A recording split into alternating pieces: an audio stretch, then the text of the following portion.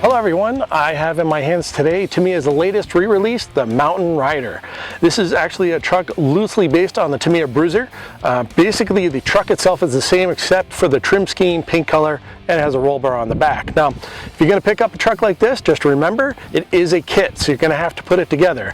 Now the truck itself fell together, like it literally went together really easy, but the body, if you want to get it to be fully detailed like I have here, it's going to take you some time. So make sure you have some time set aside for that, or you can just give it a quick paint job and go out and play with the truck. Now, some of the features of this truck are a shifting transmission, so you have 2 a high, 2 a low, and 4 low. And then it has a 540 size motor, and it has axles with a set screw in them, so you can basically get inside the axle, put a pin in the differential and lock it up if you want to for extreme conditions, or if you want to unlock the diffs, you pull the set screw, pull out the pin, and then you're good to go with diffs again. This truck took a long time to detail, and I've been waiting a long time to drive it, so enough of this talk and let's get this thing in the dirt.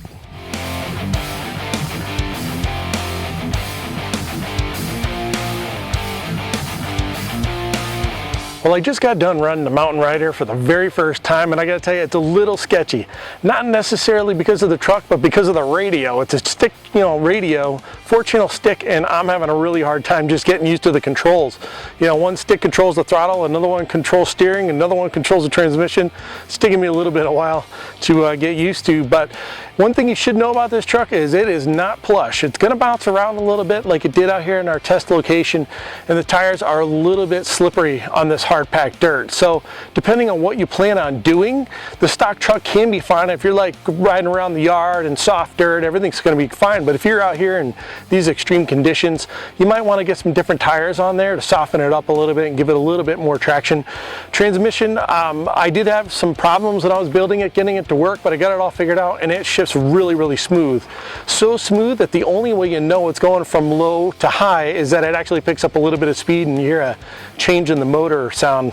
Other than that, you don't hear the transmission, you don't even know you shifted. Same with 4-wheel drive, you're going from low to 4 low, you don't even know it's in 4-wheel drive until you climb up something and it's actually grabbing with all 4 tires. But I gotta tell you, I had a really good time building this truck. Brought me back to the glory days, back when I was a kid and wanted one of these. I finally have one. I spent a lot of time detailing it, and I tell you what, it was worth every minute. If you want to get one of these trucks, remember it's a kit. You have to put it together and spend some time doing it right. You'll really appreciate it in the end. You can check out my full review of the Tamiya Mountain Rider in the December issue of Radio Controlled Car Action magazine, and you'll be able to see my online build at rccaraction.com.